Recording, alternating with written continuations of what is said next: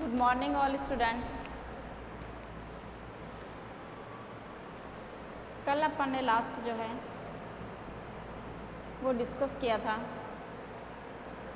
स्क्लेरोस्पोरा के लिए।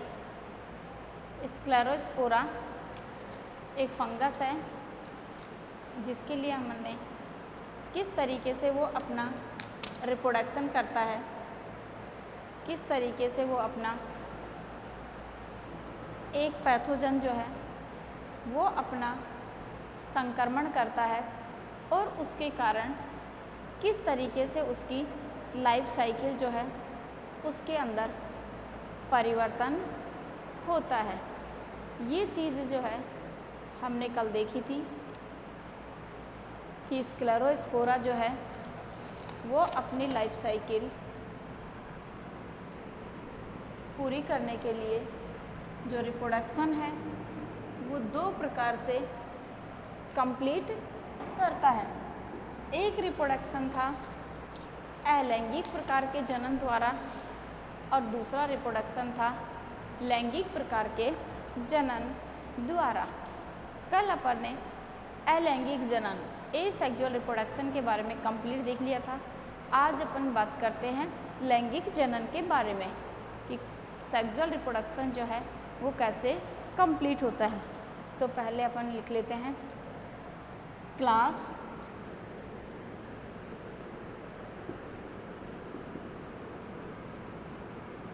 BSc part first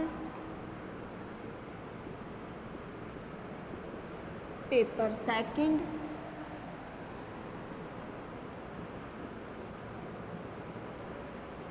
botany. अब अपन बात करते हैं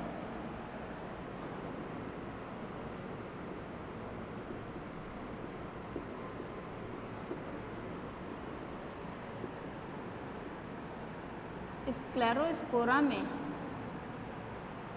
जनन। स्क्लेरोस्पोरा में जनन जो है वो किस टाइप से होता है, जिसके लिए अपन ने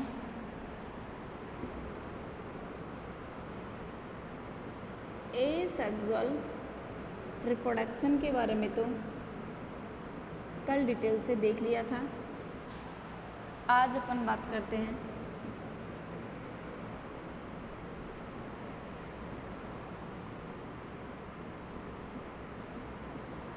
सेक्सुअल रिप्रोडक्शन की, यानी कि लैंगिक जनन की।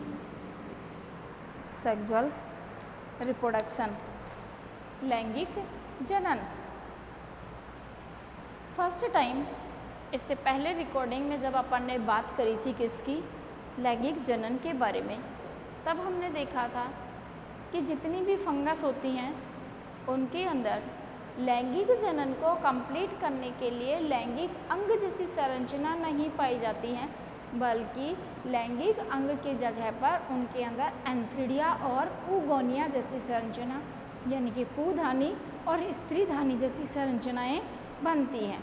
ये पूधानी और ऊगोनिया यानी कि स्त्रीधानी, जो पूधानी और जो स्त्रीधानी है उनके अंदर मेल और फीमेल जैसे गैमेट्स यानी कि स्पोर बनते हैं।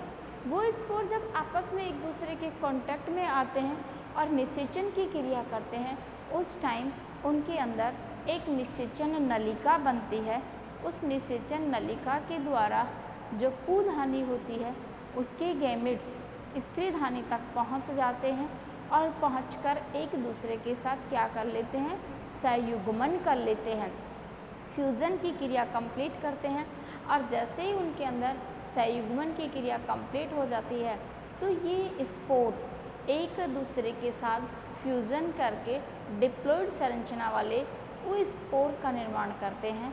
और ये डिप्लॉयड ओ स्पोर क्या करते हैं, जब अपनी एंथ्रिडिया ऊगोनिया जो उसके चारों तरफ एक पेरिप्लाज्म एपीप्लाज्म जैसी संरचनाएं जो होती हैं उनसे जब वो बाहर आते हैं तो वो एक जू स्पोर के रूप में होते हैं, यानी कि उन स्पोर के चारों ओर कम से कम 2 फ्लैजिला प्रेजेंट होती है। वो उन फ्लैजिला के द्वारा मूवमेंट करते हुए क्या करते हैं, एक स्थान से दूसरे स्थान पर किसी भी माध्यम के द्वारा पहुंच जाते हैं। तो वो स्पोर जैसे ही एक स्थान से दूसरे स्थान पर जाते हैं तो रेस्टिंग स्टेज जब आती है तो उनके स्पोर जो होते हैं उनके चारों तरफ जो उपस्थित फ्लैजिला होती हैं वो कशाभिकाएँ, वो फ्लैजिला क्या होती हैं, गिर जाती हैं और उनके गिरते ही स्पोर कैसे हो जाते हैं, एक स्टेबल परिस्थिति में आ जाते हैं, एक स्थिर अवस्था में आ जाते हैं। और जैसे ही वो स्थिर अवस्था में आते हैं तो वो क्या करते हैं, अपना अंकुरण करते हैं और अंकुरण करके और वापस किसका फॉर्मेशन कर देते हैं, एक माइसीलियम का निर्माण कर देते हैं और वो माइसीलियम वापस मेल और फीमेल के फॉर्मेशन में आ जाता है और अपना डेवलपमेंट, अपनी ग्रोथ स्टार्ट यानी कि प्रारंभ कर देता है। तो आज अपन डिटेल से बात करते हैं किसकी, लैंगिक जनन की, सेक्सुअल रिप्रोडक्शंस की। तो अपन बात करते हैं इसके अंदर कि सेक्सुअल रिप्रोडक्शन जो है उसके लिए एक तो प्रेजेंट होती है oogonia, जिसके अंदर खूब सारे क्या प्रेजेंट होते हैं, फीमेल स्पोर, जिसको कहते हैं स्त्रीधानी, इंग्लिश में कहते हैं इसको oogonia, हिंदी में कहते हैं इसको स्त्रीधानी। और एक बन जाती है इसके अंदर एंथ्रिडिया।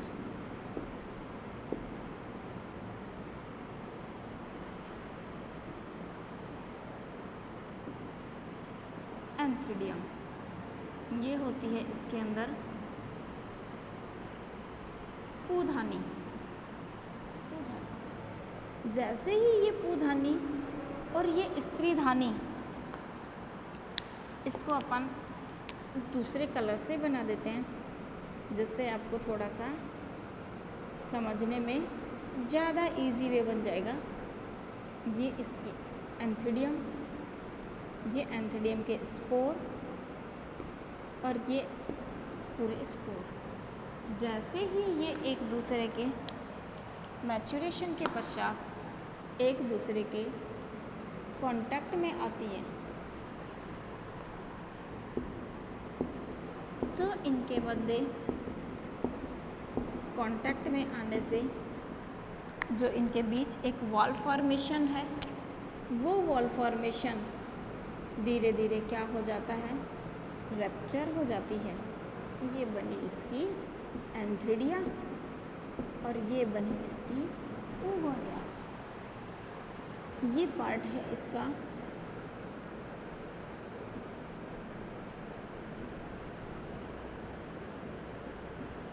एंथ्रिडिया और ये पार्ट है इसका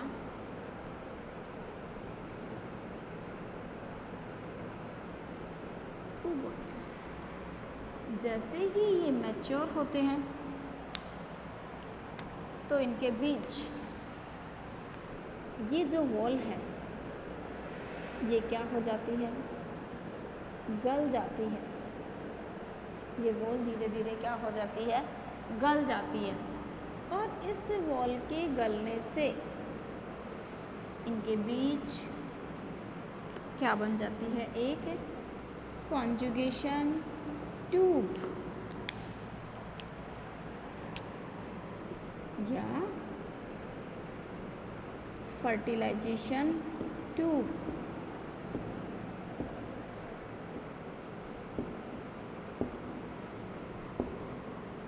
इस फर्टिलाइजेशन ट्यूब के द्वारा जो एंथ्रिडिया के अंदर उपस्थित स्पोर थे, ये स्पोर क्या कर जाते हैं, इसके अंदर एंटर कर जाते हैं। ये जो ट्यूब लाइक स्ट्रक्चर है ये कहलाती है निषेचन नलिका।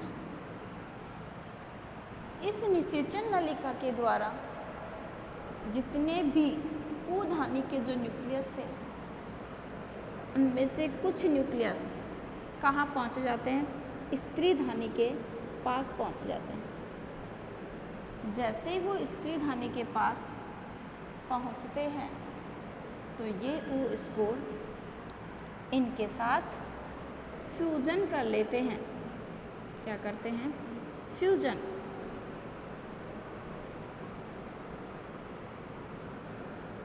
और जो न्यूक्लियस हैं जो एक हैप्लॉइड पोजीशन में हैं, अब ये सारे न्यूक्लियस एक डिप्लॉइड पोजीशन में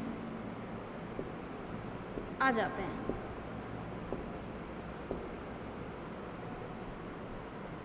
किस में आ जाते हैं? एक डिप्लॉइड पोजीशन में। इसको अपन इस तरीके से दिखा सकते हैं कि एक इनके अंदर ये न्यूक्लियस, दूसरा न्यूक्लियस ये, एक न्यूक्लियस ये और एक न्यूक्लियस ये। यानी कि ये जो न्यूक्लियस थे वो सारे न्यूक्लियस कैसे थे? N haploid nucleus. जैसे ही ये फर्टिलाइजेशन ट्यूब के द्वारा एंटर करते हैं और इसके एंटर करने के पश्चात ये एक दूसरे के कांटेक्ट में आते हैं तो ये क्या हो जाते हैं? 2n डिप्लॉइड हो जाते हैं। क्या हो जाते हैं? ये डिप्लॉइड स्पोर बन जाते हैं। ये 2n स्पोर जो हैं वो बन जाते हैं। ये 2n स्पोर किसके फॉर्मेशन में होते हैं? एक oospore के फॉर्मेशन में होते हैं। और जैसे ही ये oospore बाहर निकलते हैं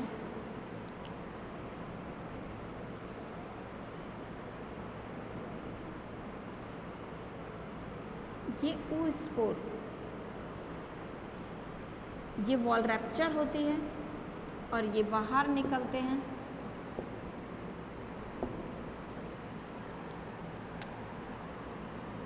तो ये कैसी अवस्था में होते हैं? डिप्लॉइड अवस्था में। और ये किसके फॉर्मेशन में होते हैं? एक ज़ूस्पोर के फॉर्मेशन में होते हैं। किस टाइप के होते हैं? इस तरीके से ज़ूस्पोर के रूप में होते हैं, क्योंकि इन पे फ्लैजिला प्रेजेंट होती है, इसलिए हम इसको क्या कहते हैं? ज़ूस्पोर। हम इनको क्या कहते हैं? ज़ूस्पोर कहते हैं। ये ज़ूस्पोर एक रेस्टिंग स्टेज के पश्चात, जैसे इनमें रेस्टिंग स्टेज आती है तो ये किसके फॉर्मेशन में कन्वर्ट हो जाते हैं? एक oospore के फॉर्मेशन में कन्वर्ट हो जाते हैं। किसके फॉर्मेशन में? oospore के फॉर्मेशन में। अब ये भी oospore थे, ये भी oospore थे, लेकिन ये oospore एक किसके अंदर बंद थे? एक एंथ्रिडियल और एक oogoनियम के अंदर की वॉल के अंदर प्रेजेंट थे। और ये oospore एक स्वतंत्र अवस्था में आ जाते हैं। और जैसे ही ये oospore क्या करते हैं? अपना जर्मिनेशन करते हैं। ये क्या करते हैं? अपना अंकुरण करते हैं। तो वापस क्या बनाएंगे? अपना माइसीलियम बनाएंगे। और ये माइसीलियम वापस किसका निर्माण करेगा? एक एंथ्रिडिया का और एक oogonia का। तो जैसे ही ये एक एंथ्रिडिया और एक oogonia का निर्माण करते हैं तो इसके द्वारा वापस जो है किसका फॉर्मेशन हो जाता है? एक मेल और एक फीमेल का, यानी कि एक एंथ्रिडिया और एक oogonia का जो है वापस फॉर्मेशन हो जाता है। तो इस तरीके से इसके अंदर ये लैंगिक जनन जो है वो कंप्लीट होता है। तो हम इसको लिख सकते हैं लैंगिक जनन।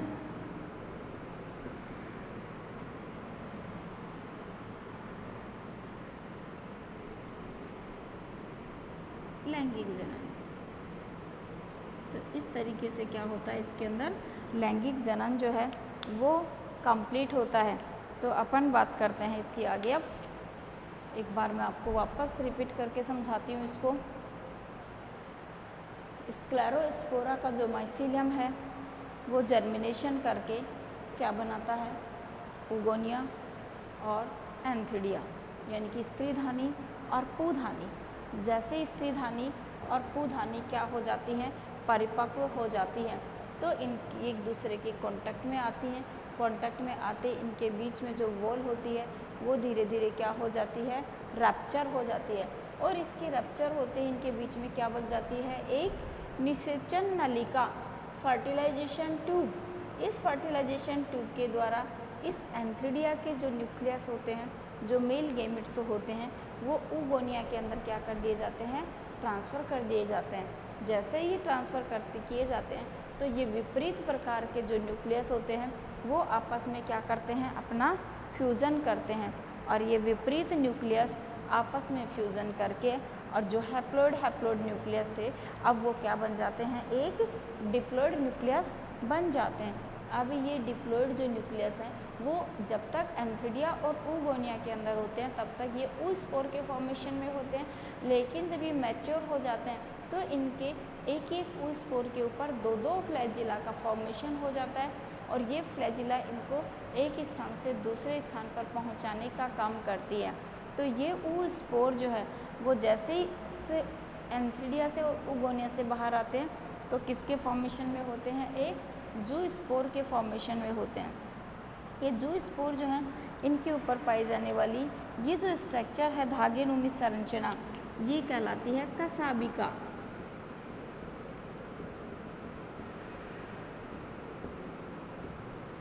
ये क्या कहलाती है, कसाबिका कहलाती है, फ्लैजिला कहलाती है।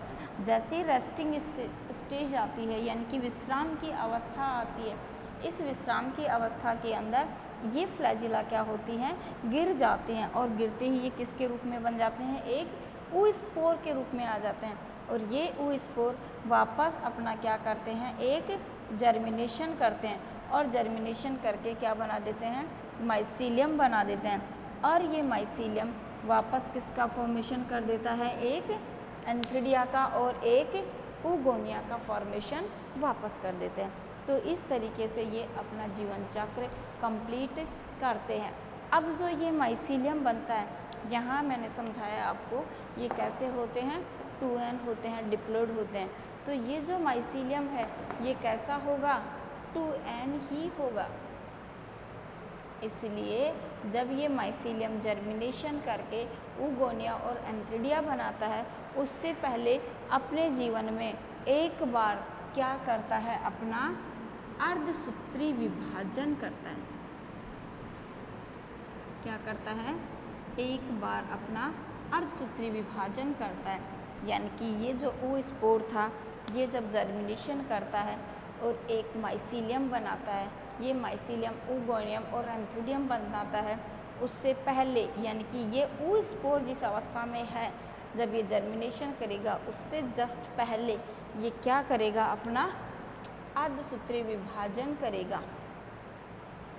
ये अर्धसूत्री विभाजन करेगा और इस अर्धसूत्री विभाजन के द्वारा इस oospore के अंदर जो उपस्थित 2n न्यूक्लियस है वो न्यूक्लियस कैसा हो जाएगा, अब n अवस्था में आ जाएगा,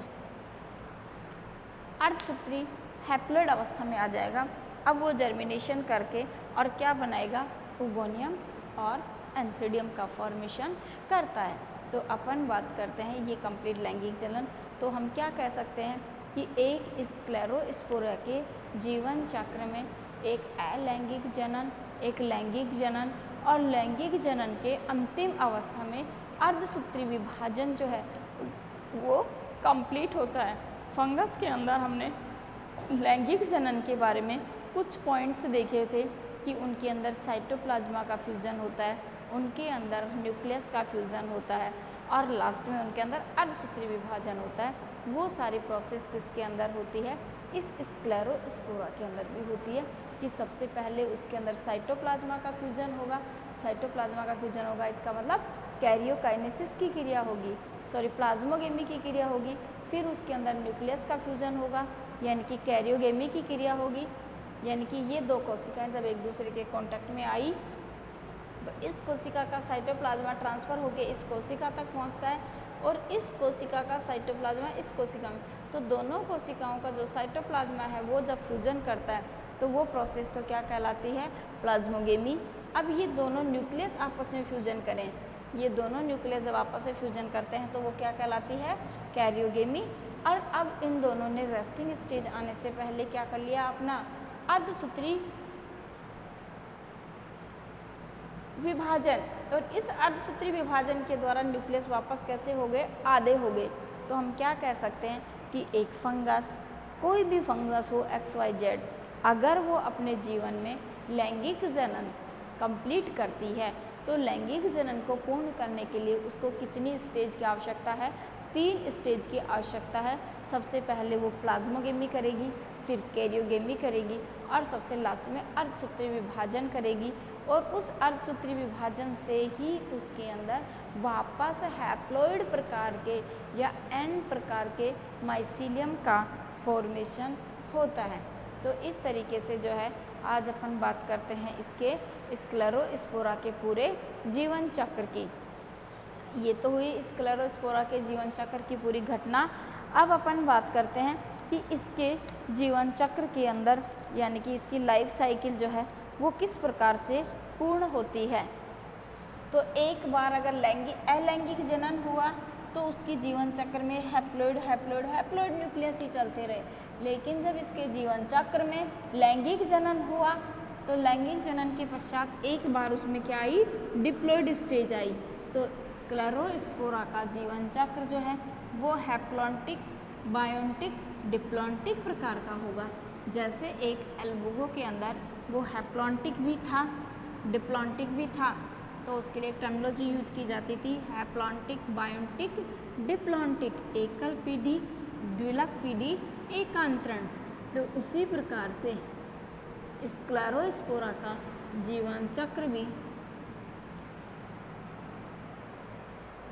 जो है वो हैप्लॉन्टिक, डिप्लॉन्टिक प्रकार का होता है, क्योंकि इसमें एक अवस्था में गेमिट्स के साथ साथ क्या बनते हैं, स्पोर बनते हैं। तो आज अपन न्यू हेडिंग डालते हैं स्क्लेरोस्पोरा का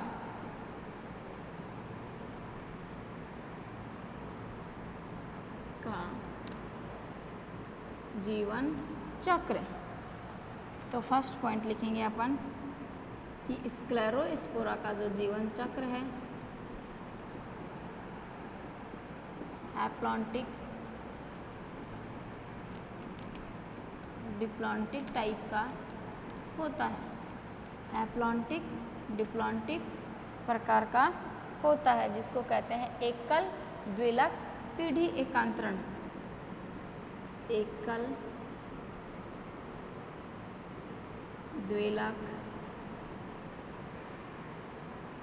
पीढ़ी एकांतरण। इस पीढ़ी एकांतरण के द्वारा क्या करते हैं, वो अपने जीवन को कंप्लीट करते हैं। तो हम कैसे कह सकते हैं, एकल अवस्थाई किसके द्वारा,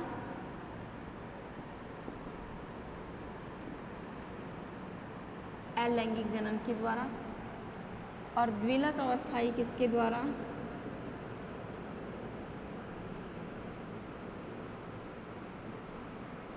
लैंगिक जनन द्वारा। तो हम क्या कह सकते हैं कि इसके जीवन चक्र में अलैंगिक जनन और लैंगिक जनन दोनों क्या चलते हैं, एक साथ ही चलते हैं। तो इसका जीवन चक्र हैप्लॉन्टिक और डिप्लॉन्टिक प्रकार का कंप्लीट होता है। आज अपन बात करते हैं इस स्क्लेरोस्पोरा से होने वाले रोग की, यानी कि स्क्लेरोस्पोरा से होने वाली एक डिजीज़ है जिसका नाम है बाजरे का हरित वाली रोग। तो आज अपन हेडिंग डालेंगे बाजरे का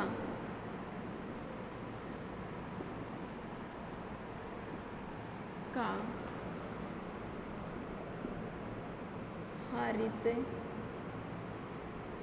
वाली रोग, बाजरे का हरित वाली रोग।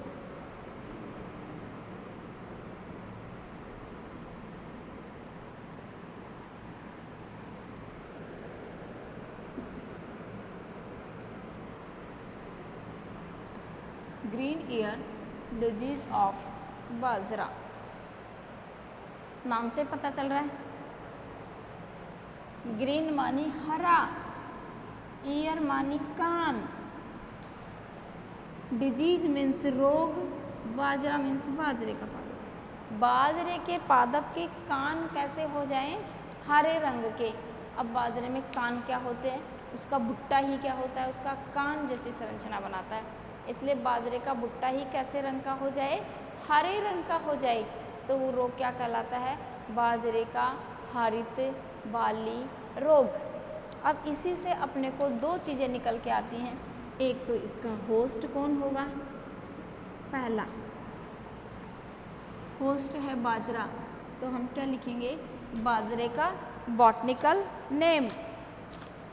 और बाजरे का जो बॉटनिकल नेम है वो होता है पेनिसिटम टाइफोइडिस।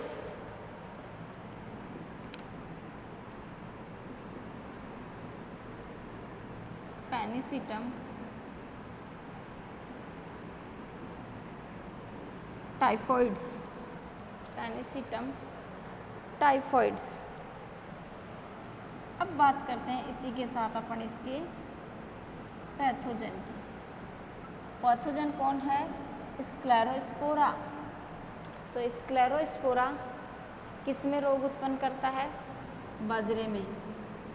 और बाजरा जो है वो किस फैमिली से बिलोंग करता है? ग्रैमिनी फैमिली से। ये जो बाजरा है ये किस फैमिली से बिलोंग करता है?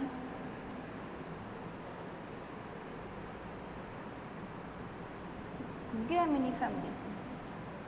ग्रैमिनी फैमिली का ही दूसरा नाम क्या होता है? पोएसी। तो जो स्क्लेरोस्पोरा है, जो पैथोजन है, इसका पूरा नाम क्या हो जाएगा?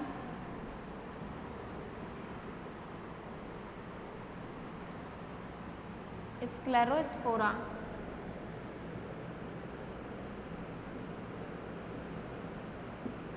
ग्रैमिनिकोला।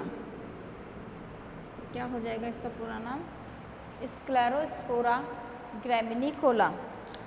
तो हमें जो है फंगस के द्वारा, एक बैक्टीरिया के द्वारा, एक वायरस के द्वारा होने वाली किसी भी डिजीज़ के होस्ट और उसके पैथोजन को रटने की ज़रूरत नहीं होती।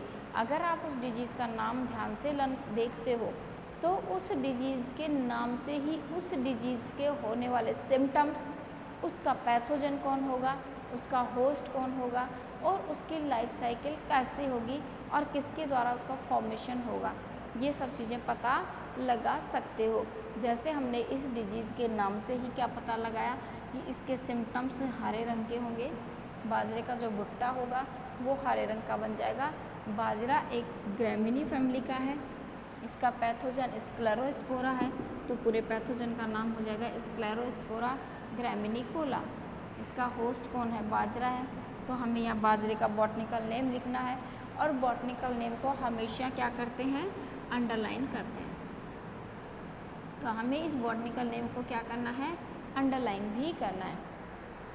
जब हम किसी भी डिजीज़ को लिखते हैं तो उसके कुछ पॉइंट्स ऐसे होते हैं जो हमेशा हर डिजीज़ के लिए लिखे जाते हैं। जैसे उसका फर्स्ट जो पॉइंट्स है वो होता है, उसका जो फर्स्ट पॉइंट है वो लिखा जाता है उसका होस्ट।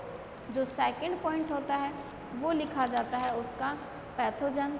थर्ड जो पॉइंट आता है वो लिखते हैं उसका डिस्ट्रीब्यूशन, उसका हैबिटेट, और डिस्ट्रीब्यूशन के बाद में लिखते हैं उसके सिम्टम्स, जियोलॉजिकल डिस्ट्रीब्यूशन, उसके सिम्टम्स, और सिम्टम्स के लास्ट में जो है वो लिखे जाते हैं डिजीज़ साइकिल यानी कि लाइफ साइकिल, और सबसे लास्ट में लिखते हैं डिजीज़ कंट्रोल कि किसी भी डिजीज़ को हम कैसे कंट्रोल कर सकते हैं। तो कंट्रोल जब हम डिजीज़ के लिखते हैं तो 3 पॉइंट्स ध्यान में रखे जाते हैं। एक होता है फिजिकल कंट्रोल, एक होता है बायोलॉजिकल कंट्रोल और एक होता है केमिकल कंट्रोल। तो जो फिजिकल कंट्रोल है वो प्लांट्स को हटाकर, जलाकर, तोड़कर यानी कि सारे